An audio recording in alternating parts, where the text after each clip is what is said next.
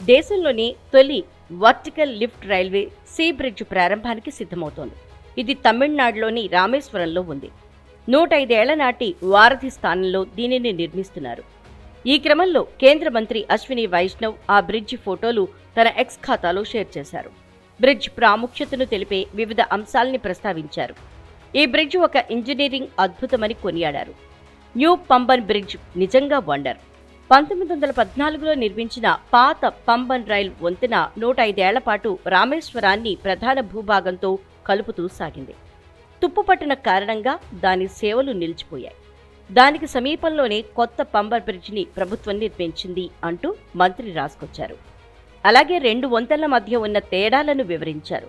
సరికొత్త టెక్నాలజీని కొత్త దానిలో ఉపయోగించినట్లు వెల్లడించారు. త్వరలోనే ఇది అందుబాటులోకి రానుందని చెప్పారు. రామనాథపురం జిల్లాలో మండపం, రామేశ్వరం వద్ద పంబన్ దీపం మధ్య 1914లో పంబన్ బ్రిడ్జిని సముద్రంలో నిర్మించారు. అప్పట్లో 20 లక్షల రూపాయలు ఖర్చయినట్లు తెలుస్తోంది. 2.06 కిలోమీటర్ల పొడవైన వంతెన్ను 2006-7లో మీటర్ గేజ్ నుంచి బ్రాడ్ గేజ్కి మార్చారు. ఈ బ్రిడ్జి మధ్య నుండి పడవలు, షిప్పులు వెళ్లాలంటే 16 మంది కార్మికులు పనిచేస్తేనే బ్రిడ్జి తెరుచుకుంటుంది. ఇప్పుడు అలా కాకుండా ఏకంగా ట్రాక్ ఉన్న వంతెన్ని పూర్తిగా పైకి లిఫ్ట్ చేసేలా అధునాతన సాంకేతికతను జోడించారు. మార్చి 2019లో ఈ కొత్త పంబన్ బ్రిడ్జికి ప్రధానమంత్రి నరేంద్ర మోదీ పునాది రాయి వేశారు.